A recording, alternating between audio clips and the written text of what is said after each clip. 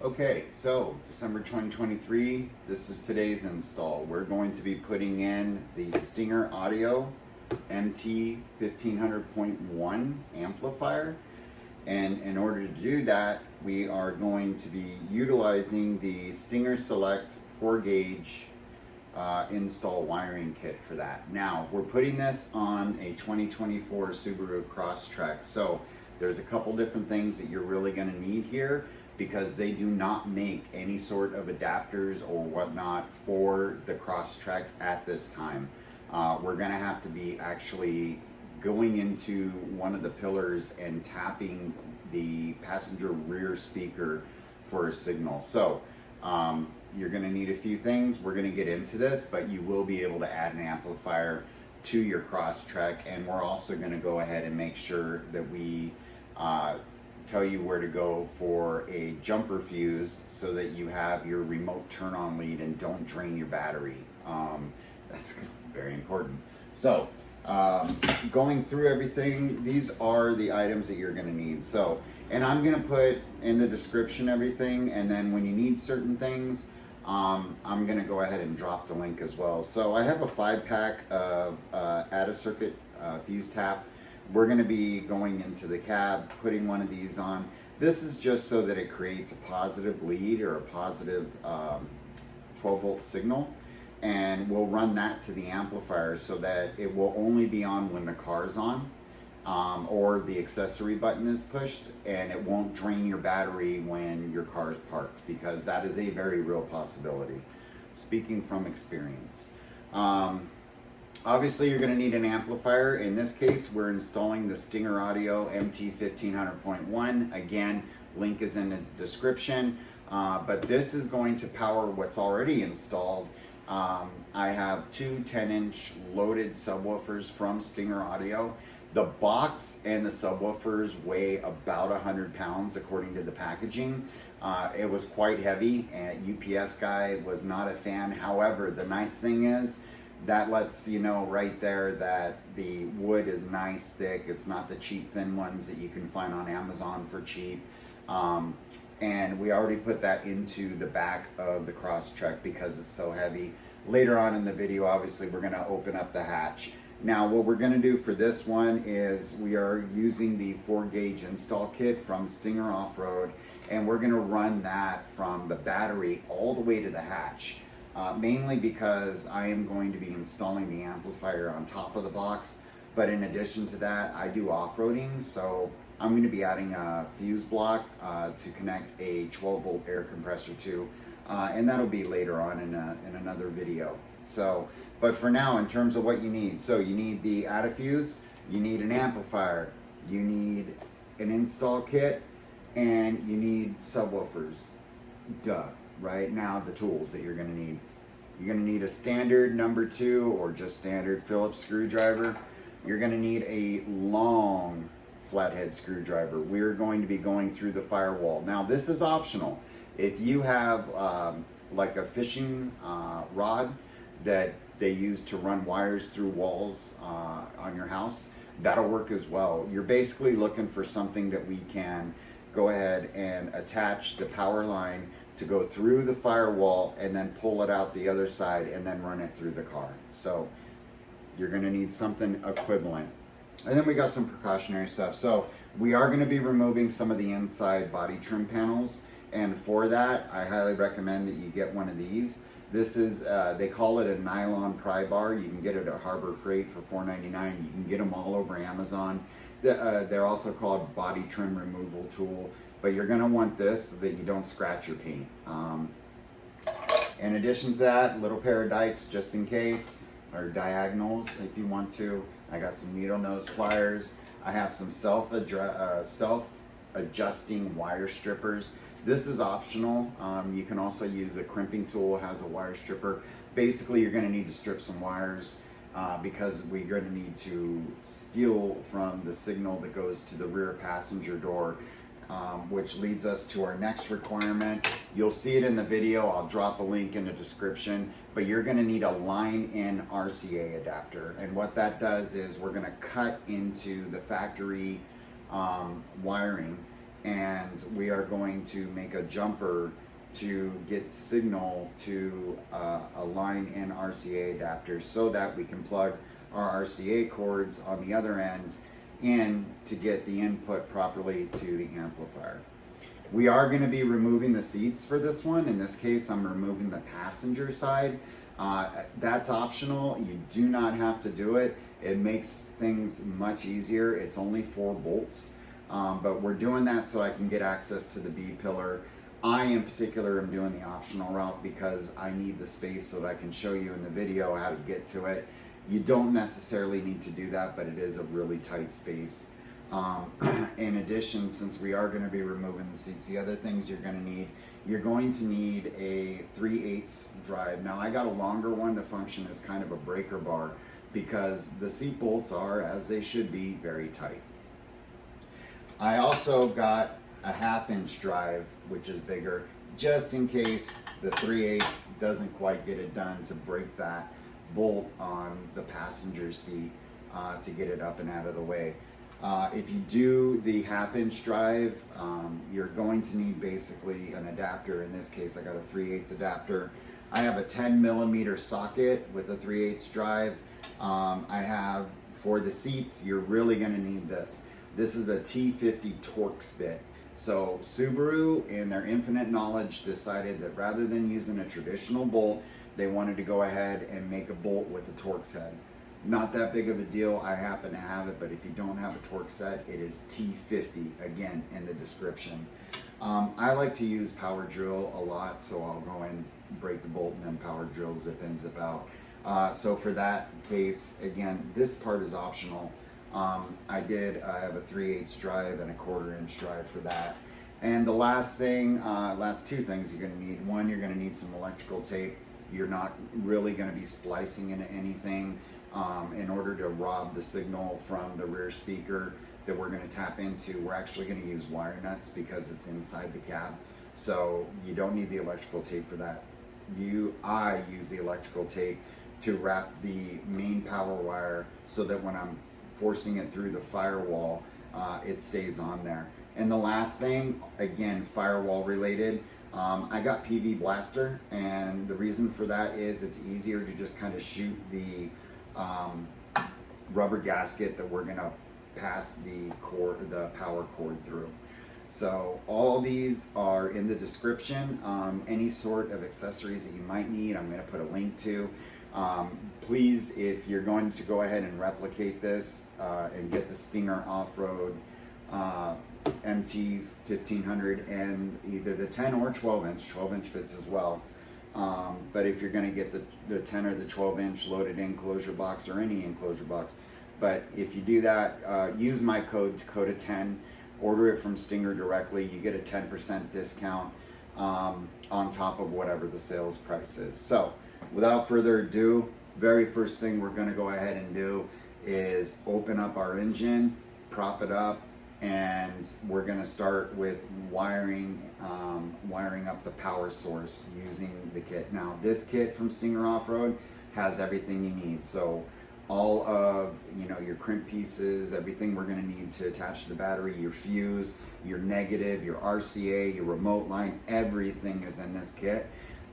I highly recommend that you get yourself a decent amplifier install kit. It is absolutely vital that you have that. You could go, there are cheaper ones out there, but for what we're running, I am going with a 4-gauge power source. So, all right, we're gonna go ahead and get the hood popped open, shuffle around some of this audio visual lighting equipment, and start looking to run our power wire through the firewall, which incidentally is probably the most difficult part of this install because on the Crosstrek it is tight. So here we go.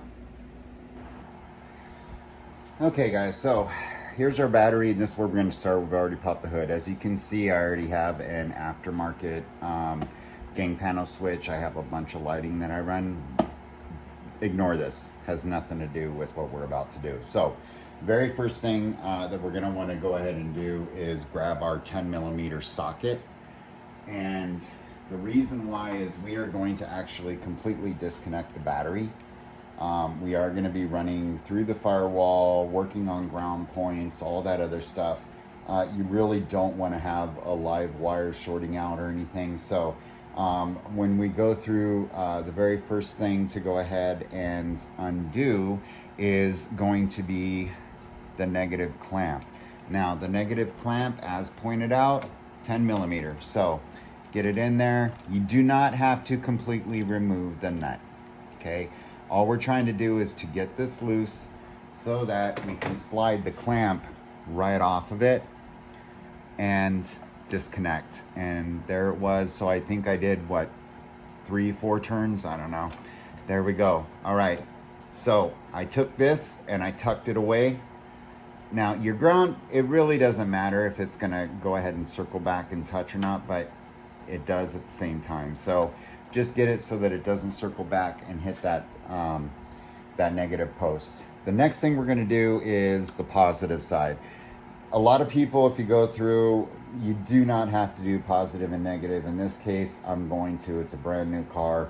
Better safe than sorry. Doesn't hurt a damn thing if you do, so you might as well. So we're gonna go ahead and grab this, and there's a plastic cover right there. Go ahead and lift up like that. Now, when you open this, if your car's new like mine, so it's, again, 2024 Crosstrek, it's got less than 1,000. I got it a month ago. You're gonna see all sorts of like kind of nasty grease. Do not be tempted to clean it. I know that you're going to be tempted to clean it, but that kind of grease that's on there actually prohibits corrosion. Make sure that all of your contacts remain solid on there. So leave it alone. In fact, you know, maybe under the list of things that you're gonna need, I should have put paper towel, but regardless, we're gonna do the same thing on the other side, making sure that our wrench doesn't hit anything metal. Even though we disconnected the negative side, no sense even playing around with it. So we got our 10 mil on the clamp bolt, and we're gonna do the same thing, loosen it. So 1, 2, 3, 4, 5. That was 5 quarter turns, so 2 turns in total. Go ahead and grab this, and yep, it's nice and loose. So we're gonna go ahead and finagle. There we go. It is now disconnected. Tuck this up and out of the way so it doesn't hit. And now we are disconnected negative, we are disconnected positive, and we are ready to go ahead and start the really fun job of going through the firewall for our power source and then running it all the way to the rear. And not only doing that, but doing it neatly. So buckle up, because this is the fun part. So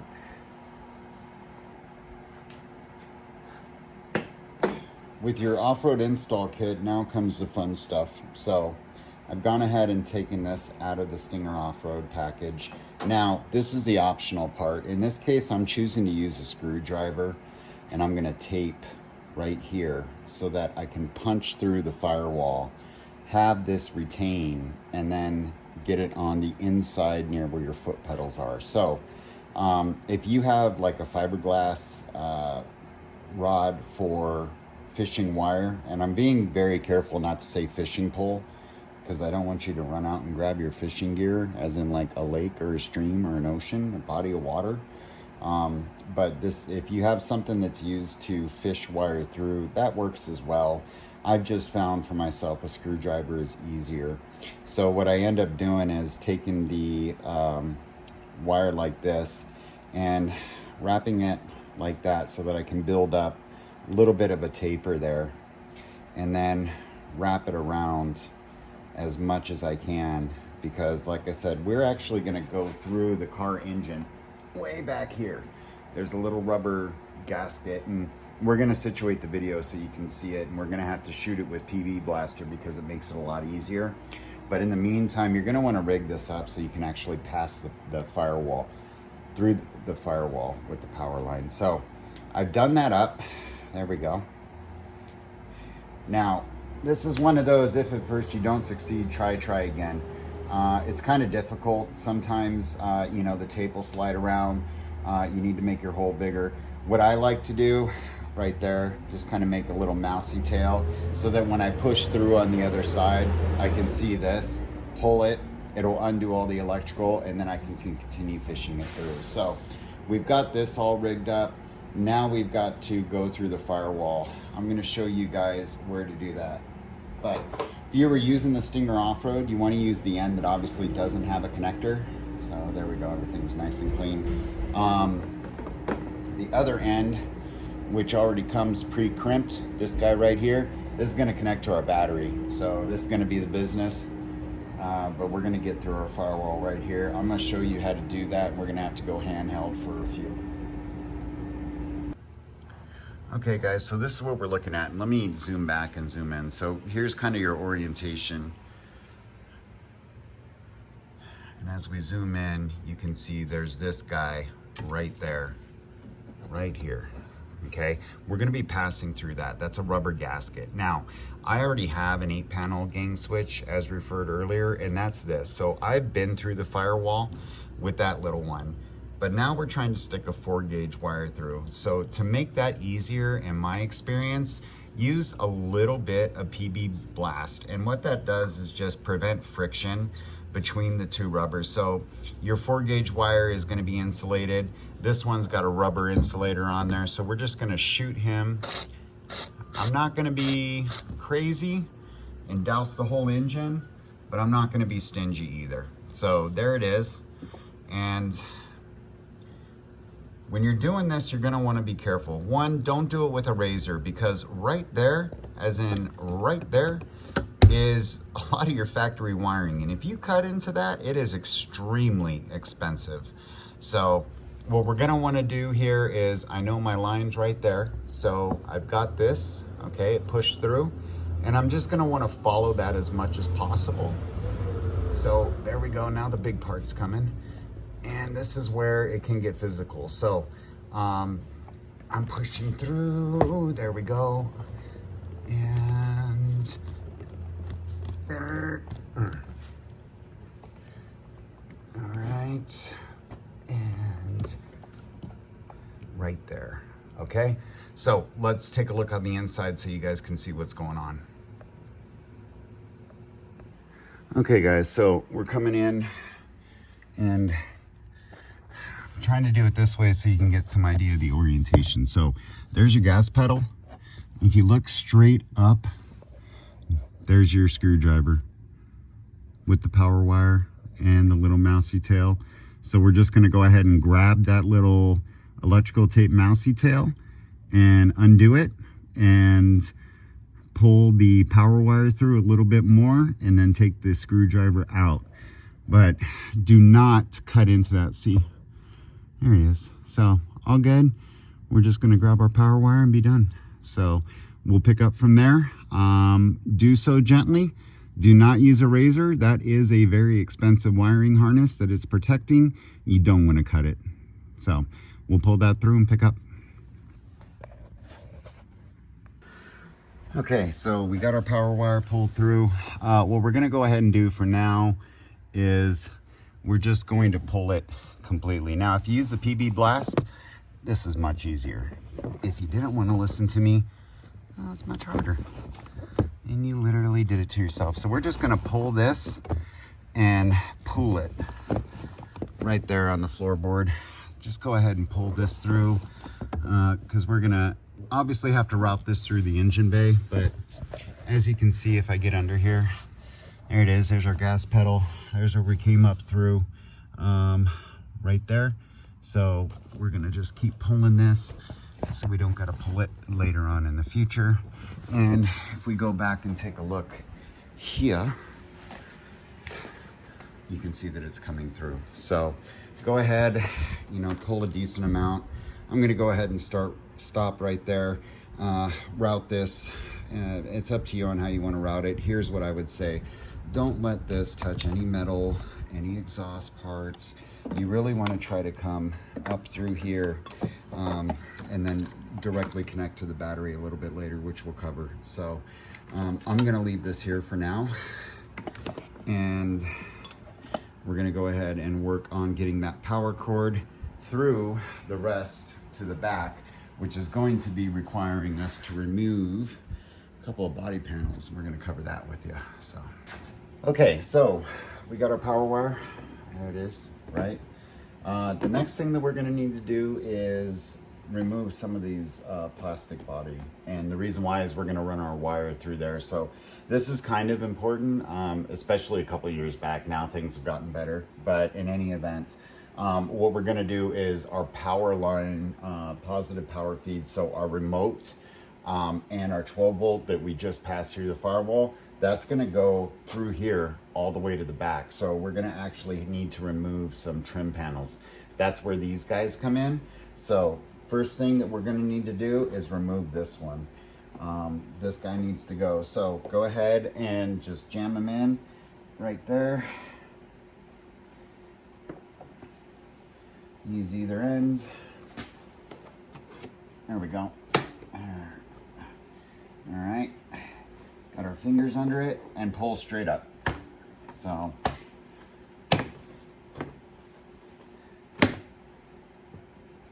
right. This slides out a little. So pop the back first and go ahead, slide them out, and we're good to go there. The next one that comes out is this guy, and in order to get to him, there's a little push button in here as well, and it's right above this dude right here. So same thing, we're going to use our pry tool, pop that out real quick so that the whole thing comes out. There we go. All right, so that's out, that's out. Now this is out, grab it and go ahead, and we're going to pull it back. Still got a little hang up here on something, I don't know. There it is. So there goes our complete assembly. This slid out with it, so you're going to want to recover that. But in any event, this is what we're looking at and what we're playing with here. This piece comes out separate, so we'll just squeeze this through. There we go. So take these, set them aside. All right. Next thing that we're going to want to do while we're in this area is there's a lot of sensitive stuff here. We're going to want to make sure that we have our power line running cleanly. And in order to do that, we are going to utilize this channel right here along the side. And we're just going to run the length of it. But first, we need to make sure that we put our power cord so that our feet don't get it when we're trying to brake and accelerate. Just kind of safer. And so you can run it how you see fit. I have mine going behind the brake and a body control module to keep it nice and up and out of the way, and to make sure that it's not going to get cut or accidentally ground itself out. So if you go to the brake pedal and you run it behind, you'll see there's a little module to the left of the brake pedal. We're going to go ahead and run our line through that to hold it up, and we'll just go ahead and pull it through here. There we go.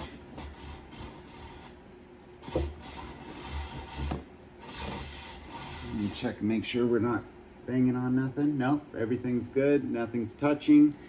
Go ahead and pull your carpet back there just a little bit. Run that power cord right at that edge. Do not forget that you do have a clip that we're going to have to put in here a little bit later, so make sure you stay clear of that clip that we removed, which is this guy. So there is a module right here, and I am running this particular line to the left of that. So I folded back the carpet corner right here to the left of your left foot thing, tucked it in, and I'm just going to continue going down and tucking this in. Okay, in the interest of being clear, there's our power line and where it went up. Now, it's got plenty of clearance for the brake pedal right there. It's not touching the gas pedal. It does look like it's looped. It's not. The steering column is actually holding it. There's the little module that I was talking about. So I looped it into that bracket, brought it around, and then brought it down as well. So As you're looking, this is the clip that I was referring to, which is, excuse me, this little guy goes on that, which is the body trim holder.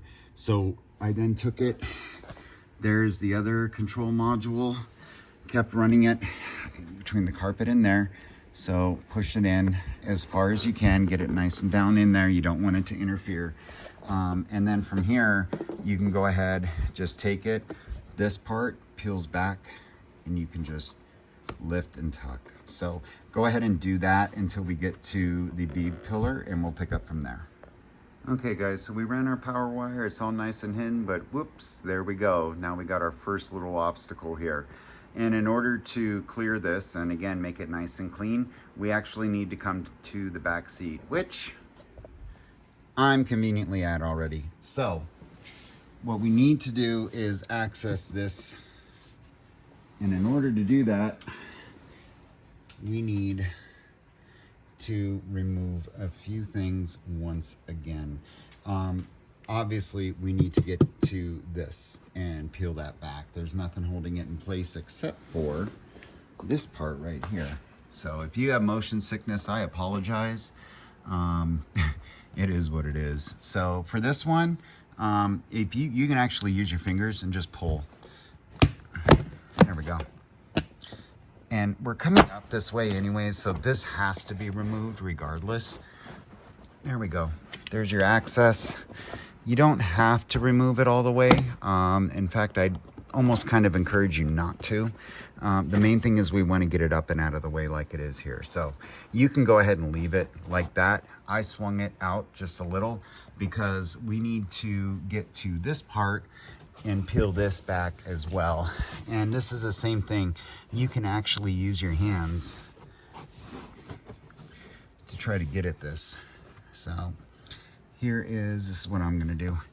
There's a little bracket right there. I'm gonna peel this dude right here to get at it. And if I had two hands available, this would be easy. But I'm holding the camera with one, so there we go. Anyways, pulled at the bottom, there it is. So we pulled sharply at the bottom, and okay, we got the back done. Let's swing around to the front real quick. Of course, all this stuff's in my way, right? I'm a glutton for self-punishment. Can't close that door all the way. Next thing we're gonna do, go ahead, I'm gonna try the same thing. I'm gonna grab it right here. And yep, sure enough, it moves.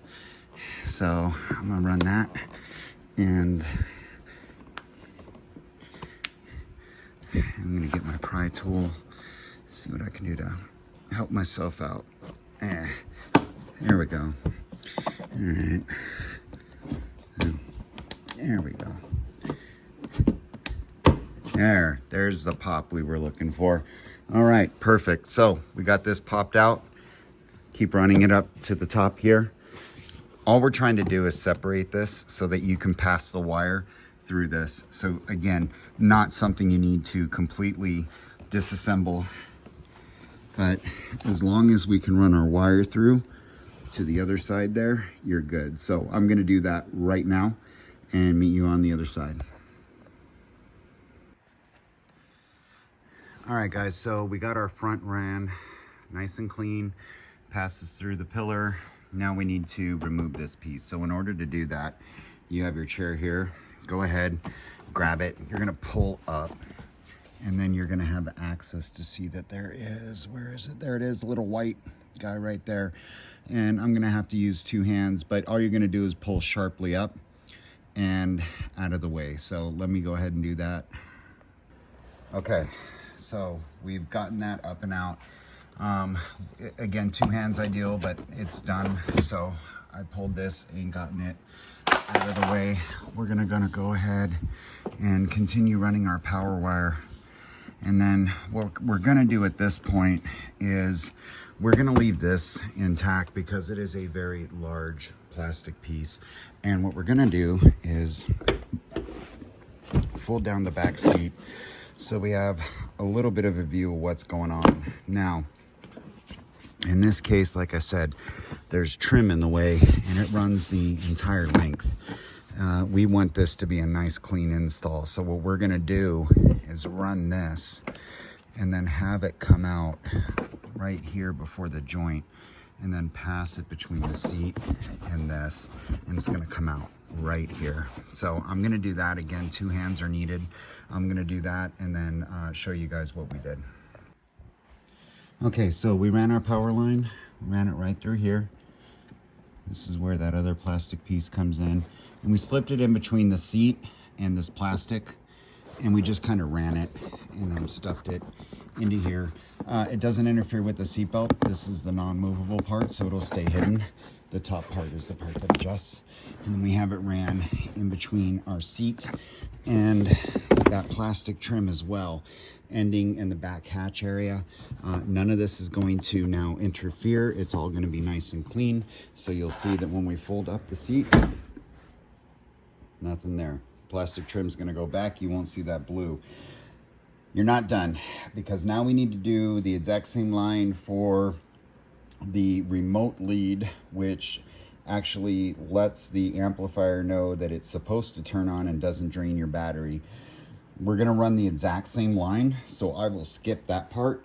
We're going to run it parallel to the blue line that started there, but we are going to use our add a fuse or fuse jumper into one of these connectors, and we're going to cover that with you because it is very vital that you get it right.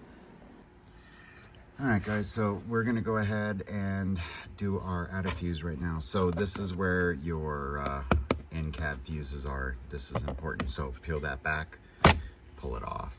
You can take a look at it here. You want to find the thing that says top. So we know that's the top.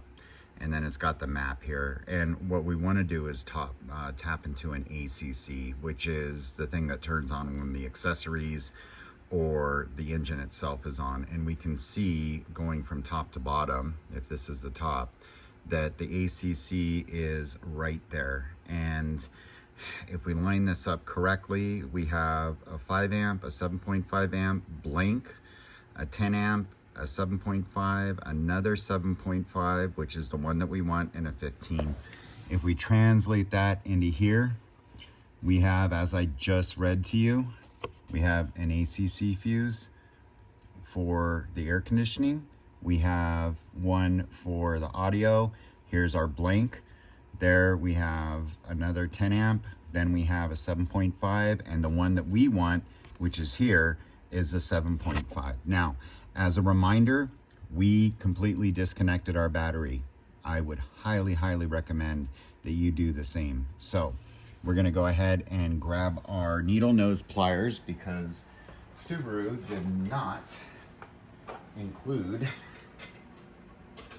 a puller for this. So we're gonna need to pull this out ourselves. So we're gonna go ahead, and there is the 7.5. We're getting the one below the 15. So this guy, again, this is a 2024. If you got a different year, double check. So we got that guy, pulling him out. Okay, now he's out. Now we're gonna get into these guys. Okay guys, so in the Stinger off-road installation pack, you have this blue wire. This is your remote lead, okay? So this is what we're going to connect to the add a fuse. We're gonna do that with you right now. Again, this is a pretty important part. If you don't use a remote, a couple things. One, your amp won't turn on to begin with. It needs a signal from that remote lead to tell it to kick it on. The reason why it does that is because if you just use like a jumper from your positive to your remote so you can bypass it, eventually you're gonna kill your battery. And that's one of those things that I learned from experience at a young age and going through multiple batteries. Right now with this, it makes it nice, it makes it clean, it keeps it safe, it makes it so it doesn't drain your battery when you don't want it to. So the very first thing we're gonna do, in this case I'm using crimpers. If you recall, excuse me a second here. If you recall, I did mention as one of the optional things, self-adjusting wire strippers. So let me go ahead and just show you real quick because I don't need this much wire. So the self-adjusting just goes in. The cutting is on this side. I know that I want approximately that. It drops it, and then it automatically strips it for you. So we got that taken care of. Most of you are going to have these, so we're going to cover that really quick if you don't know how to use a pair of these. So this is the remote on this one is a 16 gauge. So looking at your crimper, find the 16 over there. Let's see, where is it? Yep, there it is. We're going to go ahead, put it in that channel. Give it, let's say 1/4 of an inch. And then we're going to go ahead, go down, pull, and there you go. Now it's stripped, okay? Now, what we're going to want to do next is, obviously, we need to connect this to the addafuse. Here's the addafuse. So this is already pre-crimped for you. Again, it'll be in the description. We're going to go ahead, put our piece in right there. If it gives you any difficulties, sometimes just like you're screwing it in or something will work just fine. So here we go.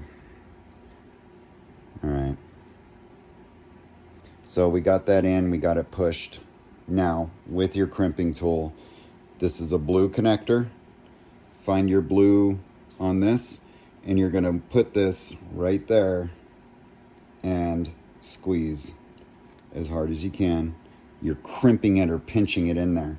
Makes a really nice connection. Now, no matter what, it's not gonna come down. This is solid, it's staying inside the car.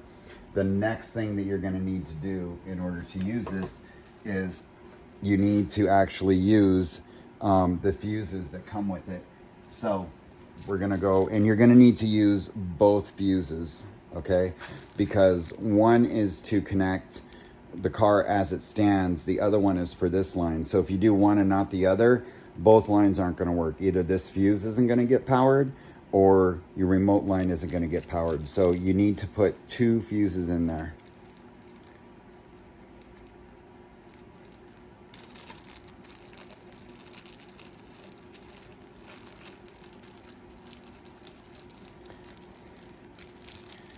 All right, so we got both fuses now here.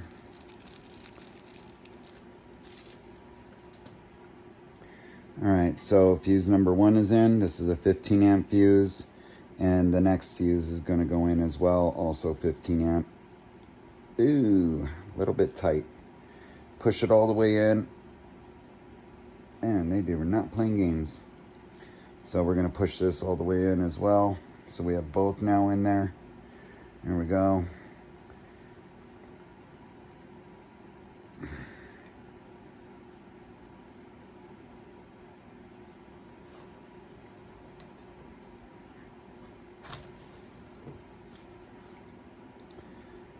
I'm just going to use a pair of pliers because it is a very tight fit.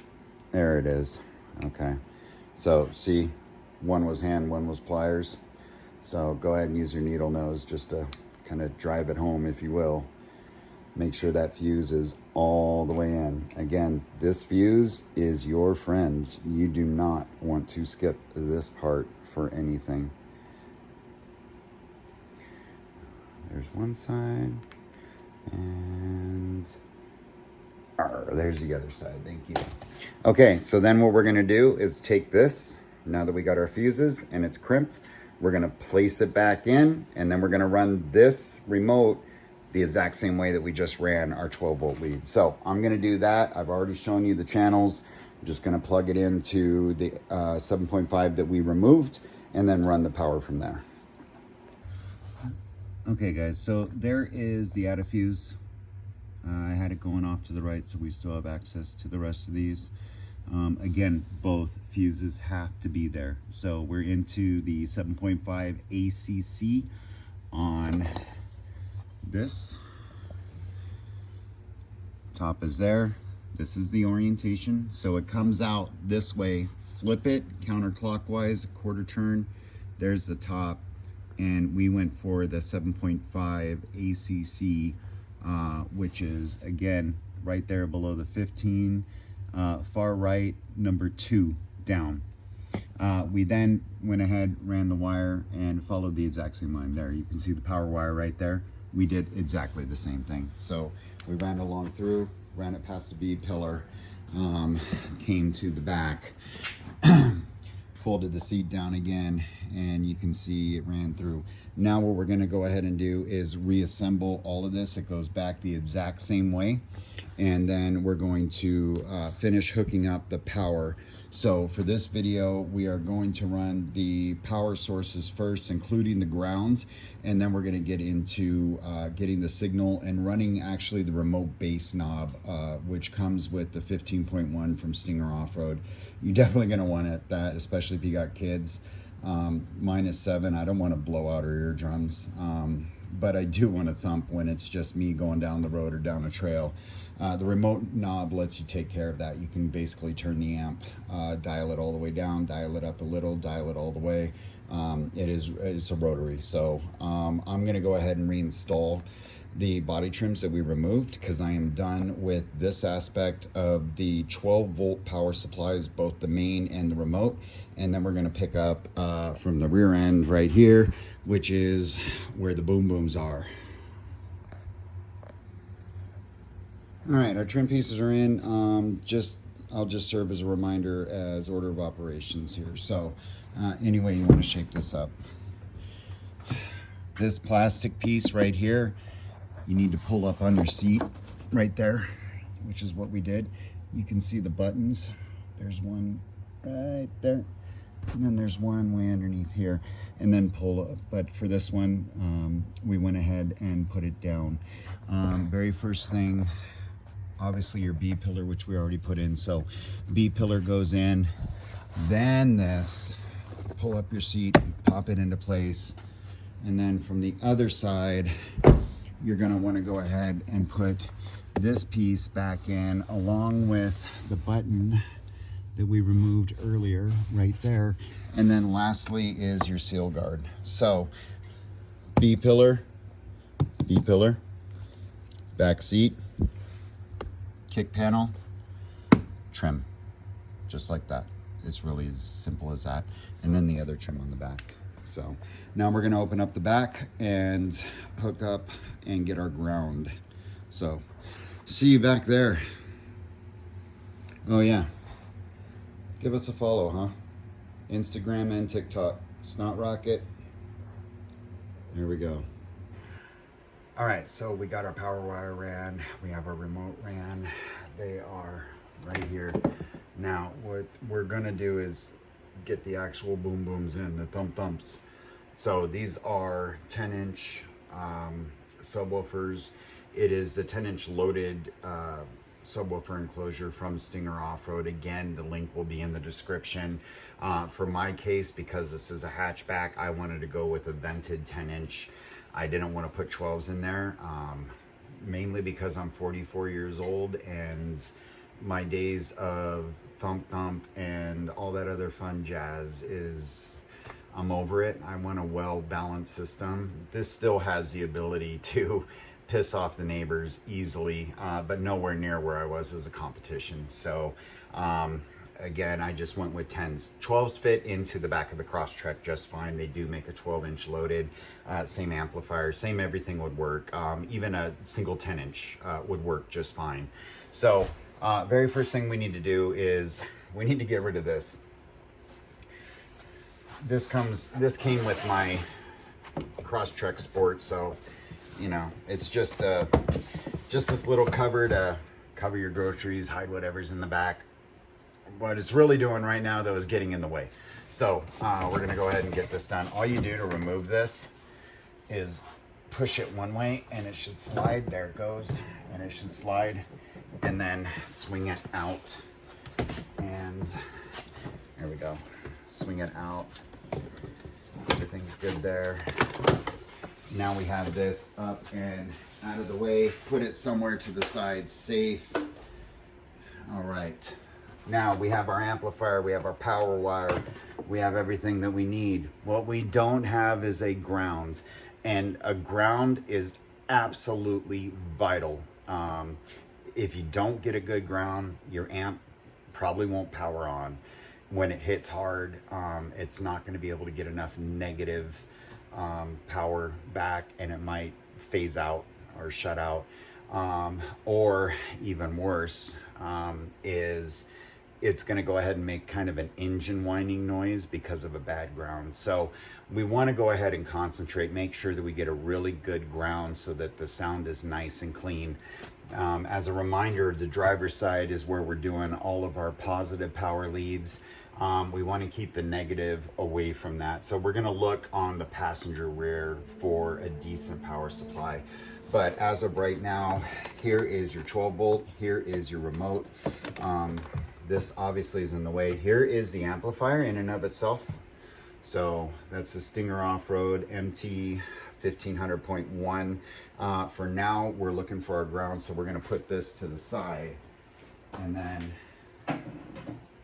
the other thing we're gonna do is obviously go ahead and roll out this Stinger audio box. For the meantime, I'm gonna find a ground somewhere here.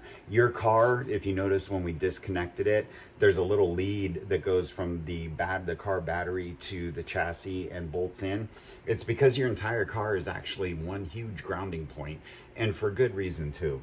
So what we're gonna do is take this off. I'm gonna have the video with me, walk you through it, but we're gonna take this out, take out the cargo mat, flip this up, and then try to find a really good ground point so that we have nice clean bass that delivers consistently, no engine whine, none of that. So I'm going to find that and then turn on the video and show you where we chose and get that installed.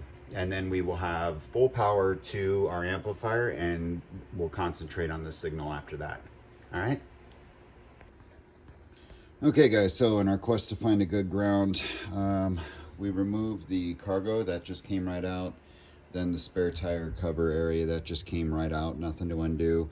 The next thing that we need to do is actually remove this. So there's a little stupid button right here that goes right there, and then there's another one under this. So go ahead, you pop this button out, then remove this. In this case, not even gonna lie, I broke it. So it just did not want to come. Even with my hand, I've been sitting here playing with it, doesn't want to come, so I'm leaving it. But I did find an excellent ground spot. So looking through this panel right here, passenger side, this panel behind the cargo tie down, grab it right there, and then just give it a quick pull like that. See these? That's what we're gonna ground to. So those look like 12 millimeters. We're gonna go ahead and completely undo these and then put the ground on. We'll pick the video up from there. For the ground, neither one of these is gonna work. It is, you know, a bare metal contact that comes through. This is actually, I believe, the top of the suspension housing for the rear suspension. But in any event, what I'm gonna go ahead and do is I'm gonna take the one closest to the passenger area. So closest in, let's tighten. You need a 14 millimeter, just so you're aware for this one. So go ahead and go on there and break it. There we go. So, and you're gonna be completely removing all of this.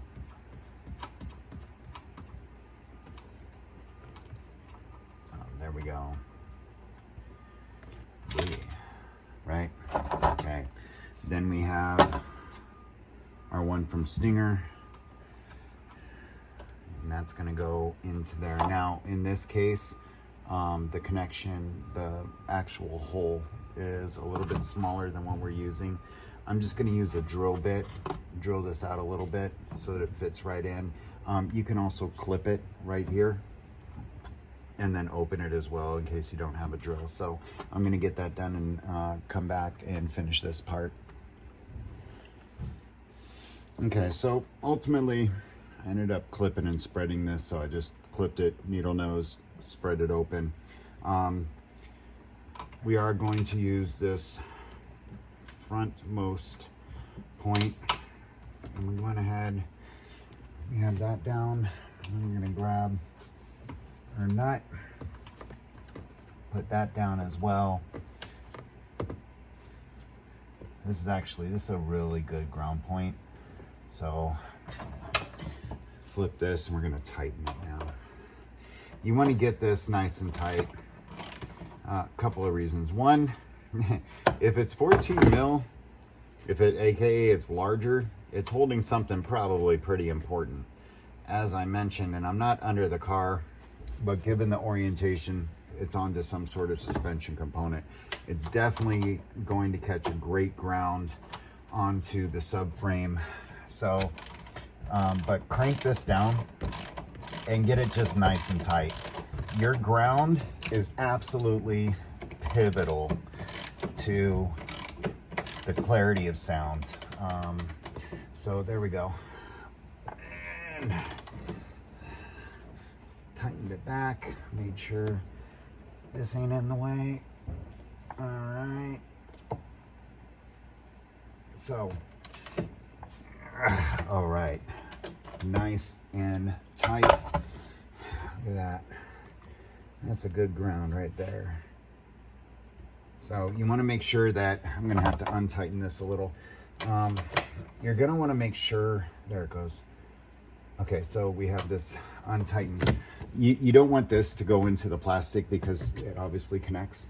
So when you're tightening this, go ahead, give a little hold here and see what you can do about not letting that slide as you tighten. Okay, so there we go. All right, we're gonna grab our trim piece again, and it goes here and here. This is coming up and under. Might have a little bit of room here. Let's see, I want it to go there. I think that's gonna be, right there is gonna be okay. So take your ground, run it there. Leave this part there because this is gonna go in. So upper part goes there, bottom part goes next. We have it up and slid up out of the way. And oops, this side, there we go. Perfect. Now it's nice, yep. Now it's nice and locked in. We got our ground to go on top of the box right here. We have our positive and our remote from the other side. We're gonna have them meet at the amplifier, get the amplifier put on top of the box. And I'm doing it there so that I can adjust the gain, the crossover, all of that. I want to be able to access and control my amplifier, increase bass, decrease bass, play with some of the crossover settings, deeper, you know, higher, etc. So we're going to go ahead, run this through like that. And we're going to go ahead and put this piece back in. So that went there, and that went there, and it's a little bit in the way now. There's the button that I broke like a dummy. Yay, dummies. Okay, here is the other plastic piece. It's gonna go right where it basically came out of, surprise, surprise. So that's nice and in, and grab our wrench, put that back in place. And then from there, we can actually go ahead and put our spare tire back on and our cargo cover back in. And we're gonna go ahead and put the 10-inch subwoofer box back in as well. I am going to secure the amplifier to the top of the box utilizing screws. I'm gonna take care of that. You don't need to watch. And then we're gonna make all of our connections to the amplifier, validate that it turns on like it's supposed to when the car is an accessory, aka ACC, or turned on. And as long as the little light on the amplifier that I chose, that Stinger Off-Road MT 1500.1, as long as it turns blue, it does let us know that it's good to go, ground is good, 12 volts good, remote's working, it is ready for a signal at that point, and then we'll get to the signal. So I'm gonna put everything back together. So the top spare tire tray, the cargo, put the 10-inch subwoofer in here, secure the top of, secure the amplifier to the top of that box utilizing screws, and then we are going to connect the power. I will pick back up when we're getting into the connecting the power so that you see exactly how everything goes. Okay, so now we've got our amplifier in. I did not yet secure it. There is a rather important part that we need to cover here. So a couple of things that we're gonna need to go over with everybody, excuse me, is we need to actually strip this back because it's gonna go into our amplifier. So there is not a pair of wire strippers made for 4 gauge, or if there is, they are insanely expensive. So we're gonna use a razor to cut around and expose some of the wire without cutting into the wire. Be very careful when you do this. Please understand how to use a razor. If you cut into yourself, it's on you. Don't send a lawyer my way, okay? I'm telling you right now, exercise caution. So what I'm gonna do here for this one, this is the ground that we just ran. I'm gonna go ahead and make about a 1/2 inch cut straight down. And then that's gonna open this up a little bit. And then I'm gonna take my razor and just kind of go around and slowly cut into it, just so I can get to the point to where I can separate it like that, and then continue peeling it around. And what I'm left with overall is a nice clean piece of metal. Now in this case, I need to do just a little bit of trimming. The tear didn't go as well as I would have liked it to, so take this and keep going. There we go. All right, so that should do it there. That should give us enough exposed. And it does. So we're just gonna pull that back again. Now, in this case, again, I am using the Stinger amp. So pay very close attention to positives and negatives, because you will blow your amplifier before you even get a chance to use it if you screw this part up. So pay attention. For the Stinger, the ground is here. REM stands for remote. That's that little wire that we did to add a fuse. So that's the role that it plays, and we're gonna cover that. Then you have your 12 volt right there. So the ground is gonna go, I've twisted it a little, makes it easier, right? So the ground is gonna end up going into the GND right there. And we're just gonna put the set screw back so that it completely fits in there. Again, your ground is extremely vital for sound quality and other things. So we back that set screw out. We've put the part in that we just cut. Now we're gonna go ahead and drop that set screw. And this part, you're gonna wanna go ahead and crank down on this. You do not want to lose your power leads to your amplifier. That I can promise you. So we've gone as far as we can with that. Now we're gonna tighten this. All right.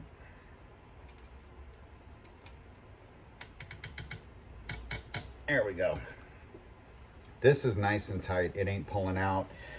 If you take a look, there's no exposed wires. We put it all the way in so that the soft silicone sleeve is butted up right against it. There's no way that it's going to interfere with either the remote or the 12 volt wire and possibly cause a short there. So that's important. This part, you really do not want wires to touch. So I know sharing is caring, not in car audio. So not friends. Make sure that it's nice and cleanly in there. No little stragglers. The next thing that we're gonna have to do is we need to install this. And this again came with the Stinger off-road kit. A lot of the other amplifier kits are gonna have it in various formats. In this one, what you end up doing here, you see there's a little hole there and there. This ideally should go into your engine. In my case, I've got a little something different going on here.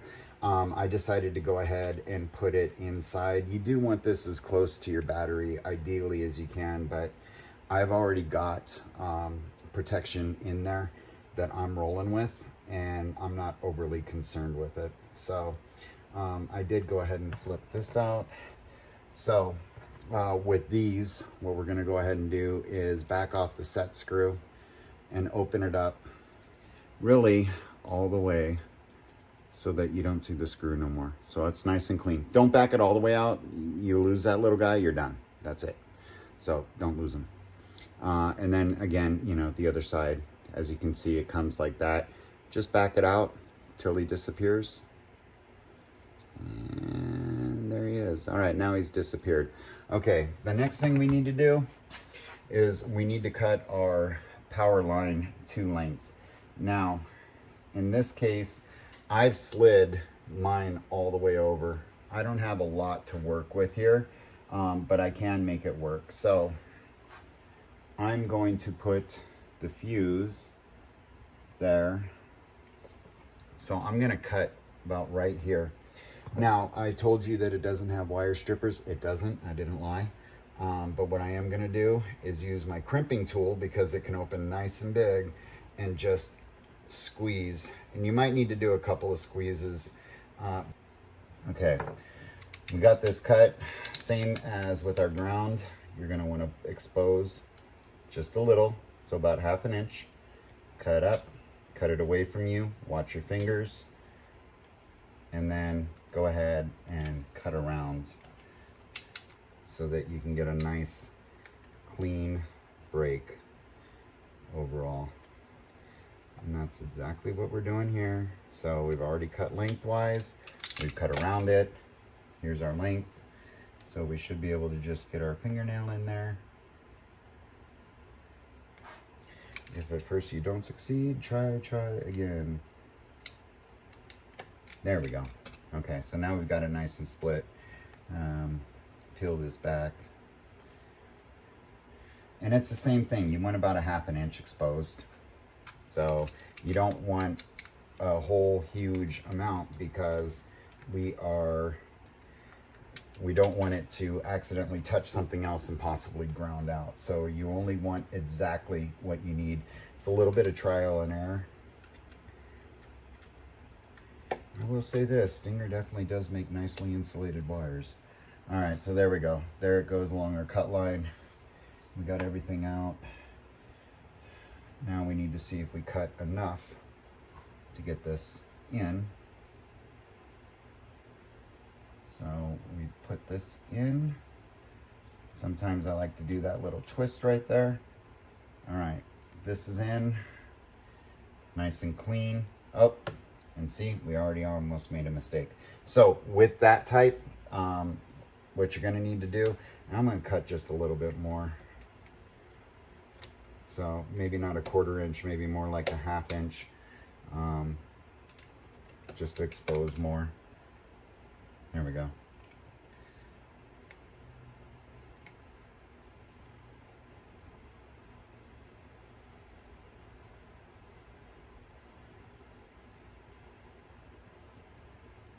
Okay.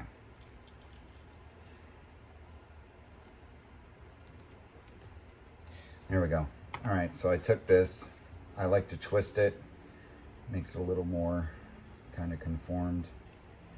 So you take this piece and the part that I forgot, the end cap. So you want to put the end cap through first,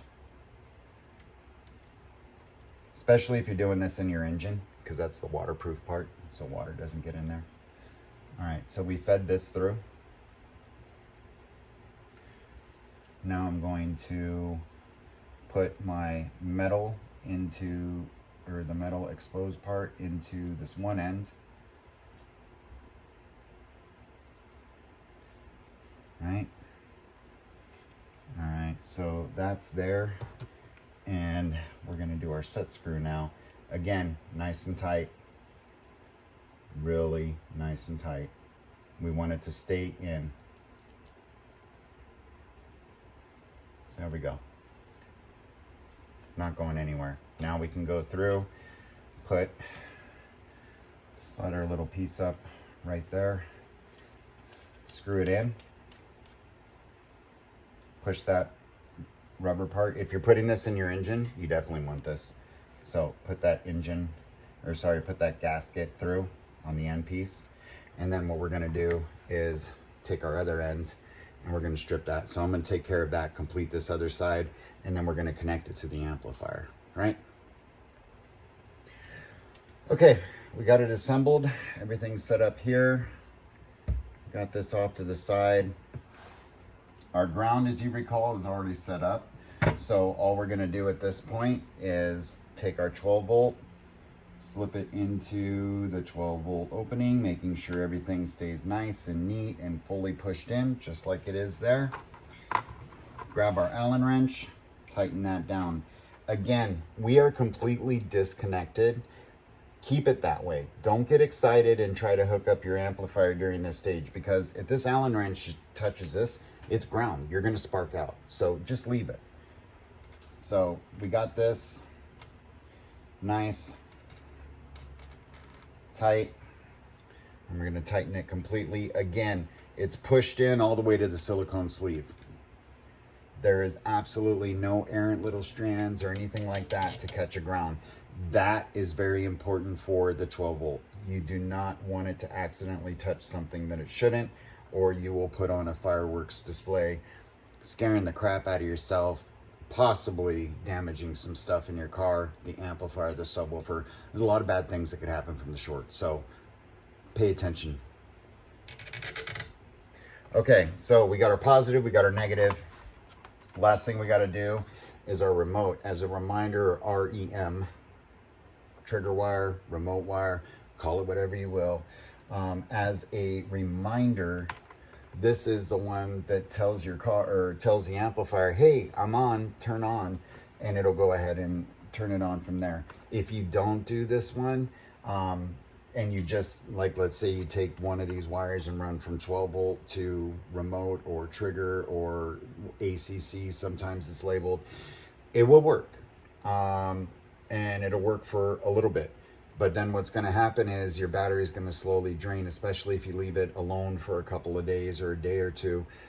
It will just slowly start to drain. So this wire is very important. Don't skip this step. You may be tempted to because you just want it to go boom, boom now. Don't. So we're going to do the same thing. Go through, determine how much wire we need. Leave a little bit of excess in case I change things around in the future. So there's a little bit of excess there. I'm going to go ahead, clip this wire.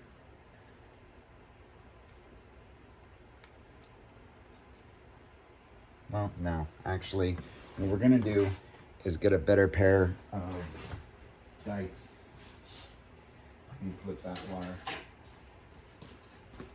Okay, that's better. So we're going to go ahead and clip this wire right there. Nice.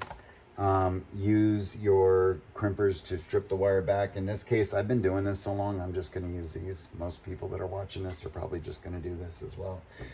You just grab it, pinch it, pull it, bonk, done. Twist it, and then this will go in for the stinger where it says REM, remote. Some say ACC. But it's basically the middle. So we're going to connect that, and then we're going to put the positive and negative leads back on, put the car onto accessory, make sure that we see a nice blue light indicating that we installed the power portion of this correctly, because your amplifier will tell you. So we're going to go ahead and do that real quick and make sure everything's good to go. If you follow these instructions though, you're good. So go ahead, reconnect your battery and make sure that it turns on. Then we're going to get into the signal from the head unit and where we get that from. All right, guys, so a moment of truth. I reconnected the battery. As you can see, the lights are back on, and there's no light here. No light there. That's a good thing. That means that it is not getting any sort of remote trigger to turn on any sort of lights. We want that to happen when we actually have our keys. And now we're going to do moment of truth. So if we did this add a fuse correctly, what will happen is we're going to go here without your foot on the brake. Excuse me, without your foot on, oh, hi, yeah, Mandalorian, hi guys. Without your foot on the brake, we're going to go ahead and hit this once. See how it says accessory? Okay, so that is now turned on. And if we did this right, and I don't know, we'll find out, this should now be blue. Look at that, blue, perfect. So this is now only on when accessory or the engine is on. And when it's turned off, it cuts off. It will not drain your battery. Everything is wired up as it should. So from a power perspective, we are done. Everything's nice, neat, clean. You cannot see any of the install. And now we're gonna go ahead and flip to getting our signal, our audio signal, to this so that we can make these go boom, boom. So let's get in on that. For that, we are going on the passenger side, and we are going to disconnect the kick panels, the seals, and the B pillar, that guy right there again. However, in order to do that as well, we are going to actually remove the front seat because we're going to need to get in there, and there really isn't too much room. That's optional. If you got little hands, great. You don't have to remove your seat, but I'm going to cover it with you. Okay guys, so we've gotten the power part taken care of, and we know everything's good there. So from a system safety perspective, we're good. Now we're gonna get into where you're gonna get your signal from to actually make the car go boom boom. So very first thing that we're gonna do, this is where that T50 Torx comes into play. I already removed the floor mats. Next thing to do is go ahead and slide this back. When you do that, you're going to reveal 4 bolts, or excuse me, 2 bolts up front, one here and one here. This does use the Torx T50 head, so we're going to go ahead and put that on our 3/8 bar. I did get a little bit of a longer one than I normally would, and the reason why is because straight out of the factory, these are going to be tight, and for good reason. Obviously, if you're in an accident, you don't want your chair breaking and going around and all that other. I mean, that's what keeps you in your seat and makes the seatbelt do its job. So I would recommend this. You may need a breaker bar, but they are in there relatively tight. So what we're going to do is go ahead and undo the front ones here. Let's see. So there we go. That is loosened. So we're good there. And with these, do not lose them. One, I don't know what the size is, so you're on your own if you do. I personally would recommend putting them on the floorboard. So what I'm gonna do here is I already did the outside one. I'm gonna do the inside one real quick. All right, here's the inside one real quick. And I'm gonna keep going until it just stops ratcheting, like right now. Go ahead and disconnect this. And I'm just, because at this point it's finger tight, so I'm just going to use this, continue backing it out. Now with this, we are going to be disconnecting the seat and airbag sensors from under the seat. Exercise caution. I did go back and disconnect again the car from the battery. You should always do that if you're doing anything remotely around the airbags. And to give you an idea, if the plug or anything, the connector that you're looking at is yellow, it's an airbag. So you see that, if you're playing around in that area for safety, disconnect your battery. So we did go back, we disconnected it after we did the power test, because I knew that we would be in this. So take care of that if you haven't already. We're gonna get this other side real quick. And then like I said, just place your bolt right there.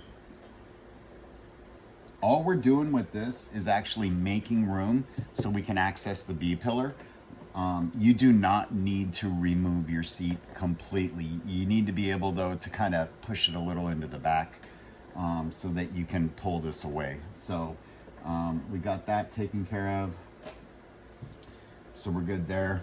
Go ahead, slide this seat all the way forward, and then you're gonna have access to the back. You'll see them clear as day, so go ahead, disconnect the back too, and then we'll meet up after that and talk about getting the chair out of the way and then disconnecting this so we can access the B pillar, which, excuse me, there you go.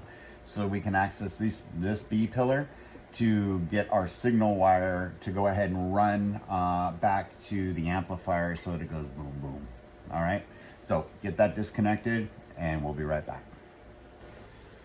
Okay, we got our back seat unbolted, all 4 bolts right here on the floorboard so I don't lose them again. Don't lose them.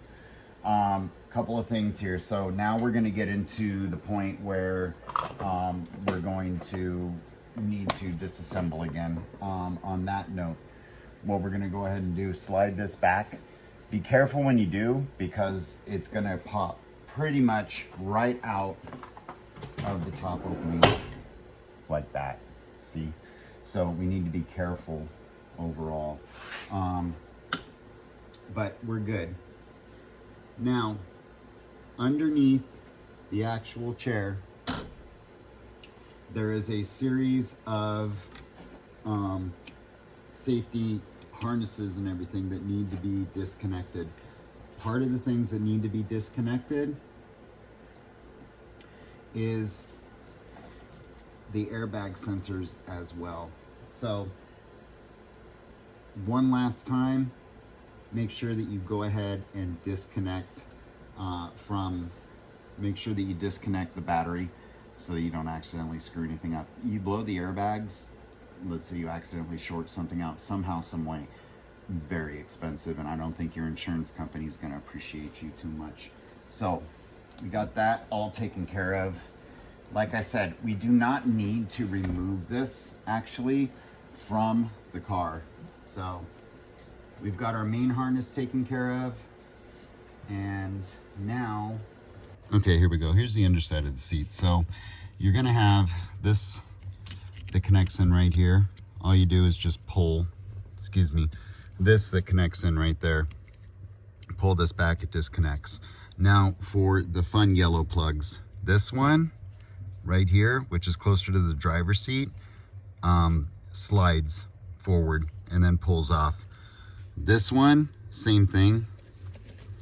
This one, you actually depress. So you would press this down. So to get this one done, it'll be like that. Pull up, it'll very easily come undone. This one is gonna be like that. Slide this, it's already slid back, and it'll stay there. When I go to put it in, it's gonna lock. This one right here is another slider, and then we have our last one, which is just a depress right here. So that's it, that's that. And then the seat is completely at that point out of the way, free and independent. I'm gonna remove the seat so that I have room to record, but you do not need to. You just need to get it up and out of the way. Our seat is up, out of the way. It's actually in the back. And what we're gonna do right now is we need to be accessing the pillar that sits actually right here. So in order to do that, very much like the other side, you can get our trusty dusty nylon pry tool here and just put it in between so that we can get our fingers in there. There we go, and pull up. So straight up, straight up. There we go. We got it out of the way. I'm not going to disconnect it from the kick panel. I just need to slide it up and out of the way. I need to do the back as well so that I can access this. Plus we're going to run our RCA signal wires through there after we hook up the adapter. So I'm going to go ahead and peel up this seal, and then we're going to take the camera, situate it inside the car so that you guys have a better view of what's going on. Okay guys, so we've removed our door seals right here. This is already in place. So all we're gonna do is the same thing, grab these little holes to swing it out. You'll see it's got a little like hook right there. You're gonna need to get obviously rid of that. And then we'll do the same thing in the rear here. So we'll pull that back, excuse me. All right, almost. There we go. All right, so we got this taken care of. Now, I already was in here and played around, so you're gonna see these wires, and we're gonna go through all of that with you really quick. Now, okay guys, we're gonna move the camera around a little bit here. Got a couple things going on. This is where things get a little weird. And the reason is we actually need to rob power from our rear speakers here. And we need to do that because what you need is actually one of these, which is an RCA adapter. In this one, I'm using the Metra line output converter. I actually picked it up at Best Buy. So when you go ahead and take a look at it, you're gonna see it's gonna identify positive and negative. So the red positive is gray, and, or excuse me, right positive is gray, and then the gray with the black stripe is the negative, which is here. And the same thing for the white. So the negative white is actually white with a black streak right there. So what we're gonna wanna do is actually combine the two channels. We are going with a mono output. You do not have a left and a right feed. Again, as of the publication of this video, there was nothing for the Gen 3 2024 Crosstrek. Traditionally, you can actually buy an adapter that plugs into your radio, has this already wired for you, and then you're good to go. So if you're watching this and you see that that's available on Amazon or wherever else, I would highly recommend that you do that. But in the meantime, I had to do a little bit of digging online to figure out what's what. And I can tell you right now, based on that, is that inside the door, you're gonna need to segment out this wire. And you're going to need to look for the blue and the green wire. Do not try to get those from the door itself, because there's an adapter inside the rear door and those colors change. So you're gonna tap in from the B pillar. Now, after a little bit of research, I know that the green wire in this case is the positive. So I've combined these two. And then again, looking at this map, I know that right positive is just gray and left positive is just white. And when I look at my lines here that I've spliced together, I can see there's no stripes. So these are definitely the positives. I know that the green is the positive. So I'm gonna go ahead and connect here and twist these. And then we are going to connect these. Now, to connect this, you can use, if you don't have anything, you can use electrical tape. Do not combine the wires together because you'll just lose your signal. It's just silly. I'm gonna use either wire nuts or I'm gonna use solder sleeves to go ahead and make the connection nice and clean. I do know as well from looking at this map that the negative has the black stripe, and from looking online, the blue wire is your negative feed. So we're gonna splice these two together as well. Now, from here, what we're really gonna wanna do is splice another speaker wire and run it to the top up here, which is what I did. So because I cut it, I needed a little bit more line, so I just cut some speaker wire and put it in. So now, and I know that I put the red for positive on the speaker wire, which again has no stripe on it. And I know that the negative is the blue, which does have a stripe on it. And in this case, I have a silver color liner. So we're gonna go ahead and combine those two right now. Now, what this has done for us is that we now have a signal coming from the head unit that is converted, and these RCAs come into play. And we're gonna need that because we are actually going to, oops, this is why I'm using solder sleeves. We need that because we are going to connect our RCA cables that came with our Stinger 4-gauge kit to this and then run it back, because that's our signal. That's how we get the boom booms.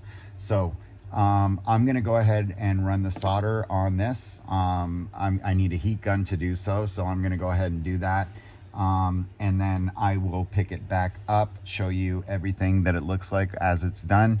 And then we'll talk about what to do with this guy in terms of how to run the wires and where to put him, etc. So stay with me, we'll be right back. Okay, so we got our solder connectors on. Let me give you a little closer view so you can understand exactly what happened here. So in the factory wiring, sorry, hopefully you don't get motion sickness. In the factory wiring, what you want to do is find the wires that are the blue, excuse me, there we go. We want to find the blue and the green wires that are here in the door. So there they are separated. Green is positive, blue is negative, and because we cut into it, we did not have enough wire to go ahead and finish it. So what we did was build a jumper. I took a little bit of speaker wire. I spliced all of these together. So the blue, the green got connected to the positive on the adapter here. So we have that, and then we ran our jumper up so that our rear speakers still function. And then we did the same for the blue, or the negative, and that we combined the negative channels from the adapter.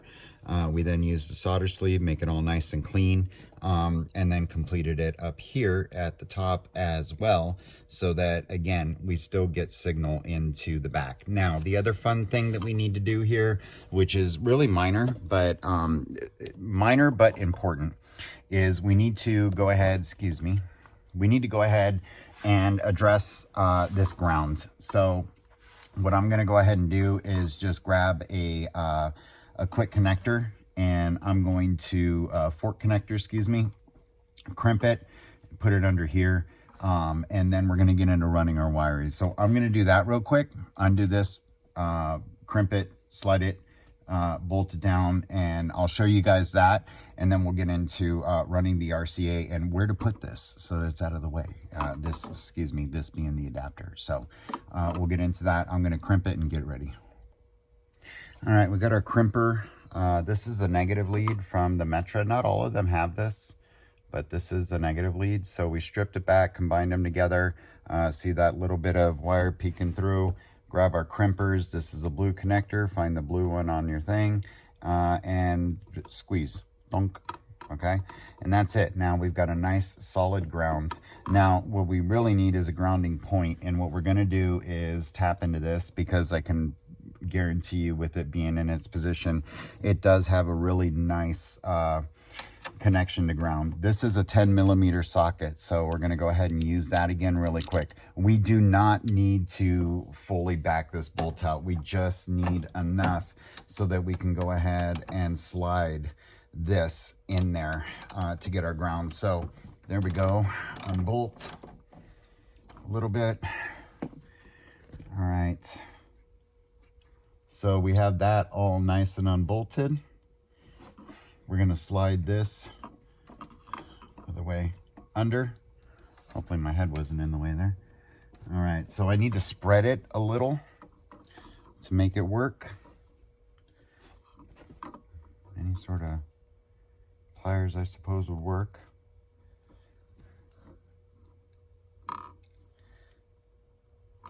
There we go. I just put my crimping tool in there, spread it out a little. All right, so there we go. Now get this perfect. So it fits up to the bolt. Grab our socket again. Ooh, Hot Mess Express, there it is. All right, grab our socket again, flip it over, and we're just gonna tighten really quick. So this slid up and under, we're gonna get a good ground so that it keeps a nice clean signal, no engine noise while you're going along. If you're old school, you know exactly what I'm talking about. All right, so got this in, there we go. Tighten everything back down. And bada bing, bada bing. Make sure this is nice and tight. It's a seatbelt component.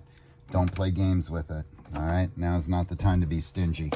So the last thing that we need to figure out is, okay, where are we gonna stick this guy that he's not in the way? We don't want him anywhere near this seatbelt assembly. So the seatbelt comes up this way from this bottom part. So we don't really want anything in the way from that. What I would recommend, because he fits in there perfectly, is go ahead, tuck them in between right there. Now all of our wires are nice and out of the way. We have RCA cables right here that we're going to go ahead and run, and we'll do that now. So again, Stinger Off-Road 4-gauge kit. Go ahead, grab your wires. It doesn't really matter which one is right or left, because if you recall, we took one signal and combined them, so you have a mono right now. In this case, I just decided rudimentarily that the black one will go to the left and the blue one will go to the right. It doesn't matter with the way that we currently set this up. So we have now at this point everything in, engaged, out of the way. It's not going to trip up on the seatbelt. Now we're going to go ahead and run the rest of our wire. And what we're going to do for this is we're going to follow the exact same path that we did on the 12 volt on the driver's side. We're going to go ahead and run that through. So we'll go ahead, follow the rails there, lead into the back seat, connect it. And other than that, connecting the remote so that we can adjust our bass, which is again optional, we're pretty much done. So feed this through so that it doesn't interfere with the seatbelt at all. So this is now nice and secure. This is pushed through. Seatbelt moves nice and clear. Even with a little bit of pressure there, nothing's going to happen. We're going to run this wire straight to the back. Again, follow what we did for the 12 volt and the remote lead. It is the exact same path and it'll come out nice and clean. Then we're going to reassemble. So I'm going to run this back now. Good to go. Okay, and with that, we're done. We got our seat back in, all 4 bolts. Got to do the floor mat still. I did go ahead and take the bass knob to turn up and down. I just followed the same that we use for the RCA, the same path. So everything here is buttoned up back as it should be, nice and tight. We go to the back here and same thing. Everything's nice, tight, buttoned up, nothing hanging out, no wires are visible. It's a nice clean job. Definitely could use a little bit of cleanup in the back here. I just hooked up the speaker to test it and make sure everything was good. So we'll clean that up, clean this, put our tools away, and then wrap up the video. But nice clean job. So very happy. Remote's working as it should. Don't have to worry about it draining. No wires are visible, so nothing's gonna snag, get shorted out. Nothing's gonna drain the battery.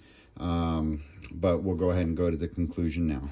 Okay, so thanks for following along. At this point, everything's in, buttoned up. We've got our power supply. We've added the remote. Absolutely, I mean, just great install, nice and clean. We are tapping into the factory right rear passenger to get our signal. So we've added that adapter. But you are able to add an amplifier and subwoofers to your factory head unit on the 2024 Crosstrek. And you're also able to connect it so that there's a remote lead as well, so that it only turns on when you want it to turn on and it doesn't drain your battery.